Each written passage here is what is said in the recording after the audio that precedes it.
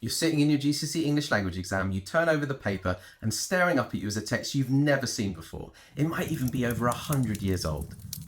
You have no notes, you couldn't possibly guess what text was going to come up, and everyone says you can't revise for an English language exam. So how are you supposed to analyse that text? In this video, I'm going to show you exactly how to analyse a text in a GCSE English language exam. My study tips will work for any GCSE exam board. So whether you're sitting AQA, Edexcel, OCR or WJEC Eduqas, I'll show you how to smash unseen text analysis in any English language exam. I'm Nick, and I'm an English content creator at Save My Exams. I've taught English for over a decade, and I'm also an examiner. So when you study with me, you'll get to understand what gets the marks and what doesn't. Before you even think about writing, you need to read the text, right? No, actually, the first thing you should do is read the question. It might sound obvious, but you'd be amazed how many students dive straight into the text without knowing what they're actually looking for. The question tells you what to focus on. It might ask you about how a writer creates tension, or how they present a character, or how they make a setting feel threatening. Underline the keywords in the question, and I even advise writing the focus of the question, say tension, threatening, at the top of the extract itself. This way you can't fail to read with purpose. Before you start reading, you should also work out what kind of text you've been given. If it's non-fiction, an article, a speech, a piece of travel writing, ask yourself 3 questions. What genre is it? Who is the audience? And what is its purpose? Is the writer trying to inform, persuade, describe, entertain? Knowing this helps you understand why the writer has made certain choices. Again, actually write this on your exam paper. So for example, you could write speech, fellow students at a leavers assembly to persuade. For more advice on gap analysis, including example text from real past GCSE papers, check out Save My Exams English Language Revision Notes. The link is in the description. If it's fiction, gap doesn't really apply. All fiction basically aims to describe and entertain. Instead, think about narrative perspective, key characters and the setting.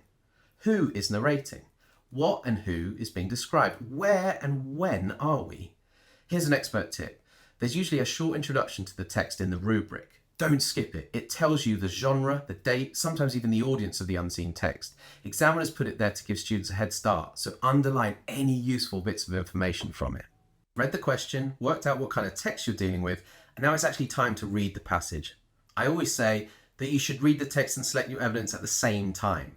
Don't waste time reading the text and then have to reread it a second time to select your evidence. Remember, you've always got to read with purpose. Selecting evidence is where a lot of students go wrong. They either highlight half the page or zero in on the first relevant thing they see. Neither is going to get you top marks. Instead, with the question focus in mind, or written above the extract, look for words or phrases that reveal something deeper or that can be interpreted in more than one way. That's the secret. You want to peel away the layers of meaning. Here's a short extract from Bram Stoker's Dracula, published in 1897. Let's say the question asks, how does the writer create a sense of danger? Now, I'm not going to highlight everything. I'm going to be selective. I want words that have interesting connotations, layers of meaning beyond the obvious. I'd start with unmercifully. On the surface, it means without mercy. He's whipping the horses hard. But think about the connotations: cruelty, desperation, and loss of control. One word tells you the driver isn't just in a hurry, it's revealing something deeper about his character, or perhaps his current state of mind. Then, let's look at frown down upon us. Here, the mountains are being personified as disapproving, threatening. They're not just big, they feel hostile. And notice how Stoker says the mountains seem to come nearer. They're closing in. There's a sense of being trapped. Here's another expert examiner tip. Short, carefully chosen evidence like this is far more effective than quoting 3 whole sentences and then struggling to say anything about them. A good principle with quotes is do more with less. For more great tips like this one, hit like and subscribe. All of our subject experts have years of experience as teachers and examiners, so don't miss out. Every single GCSE English language exam tests the same core skill. Can you analyse how a writer uses language to create effects? It sounds straightforward, but trust me, this is where the marks are. First, something super important. Spotting a technique is not analysis. If you write the writer uses a simile, you haven't analysed anything. Examiners call this feature spotting, and doing it will mean that you can only get roughly half marks for any analysis question. What will impress an examiner is when you explain the effect, what that language choice does to the reader, or what deeper meaning the writer could be getting at. Let's take the simile from our extract. The coach swayed like a boat tossed on a stormy sea. A weaker response might say, Stoker uses a simile to describe the coach. Fine, it's true, but that's just feature spotting. It tells me nothing. Instead, let's see how I would do this in an exam. Stoker compares the coach to a boat tossed on a stormy sea, which conveys a powerful sense of chaos and a loss of control. The word tossed suggests the passengers are at the mercy of forces beyond their control, as sailors might be helpless against a powerful storm. This reinforces the narrator's growing sense of vulnerability. He is being carried, against his better judgment, into an increasingly dangerous situation. The short sentence that follows, I had to hold on, emphasizes this powerlessness through his blunt simplicity. You see what's happening here? I'm not listing techniques. I didn't even use the words simile or verb. Instead, I'm actually exploring what the words mean. And I'm offering more than one layer of interpretation. That's what gets you top marks in any English language exam. One last thing. You'll notice I didn't use PEE, PEAL, or any other writing frame. The very best answers don't use a scaffold. They embed their evidence naturally, explain the effect, and extend their ideas. The top marks come when you develop your ideas and extract as much as you can from each piece of evidence. Everything I've just shown you applies to non-fiction too. You still need to select your evidence carefully and analyze its effect. But with non-fiction, you have an extra tool, context. Remember that gap analysis from earlier? This is where it comes in handy.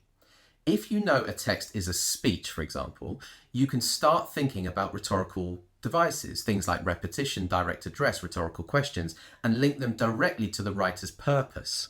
Let's say you're given this rubric before you've even read the text. You actually already know a lot. You know the genre is a speech. You know it was written for a live audience. You know that the purpose is to argue and persuade. And you know it's from 1913, so the writer is appealing to an early 20th century attitude.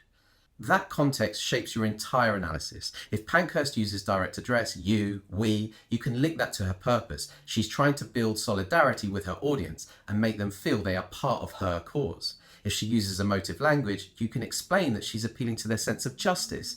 Everything connects back to that purpose.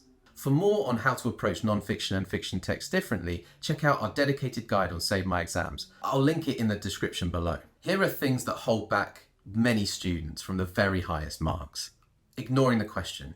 Every point you make should link to the focus of the question. If the question asks about tension and you're writing about character, you can't hit the highest bands of the mark scheme. 2.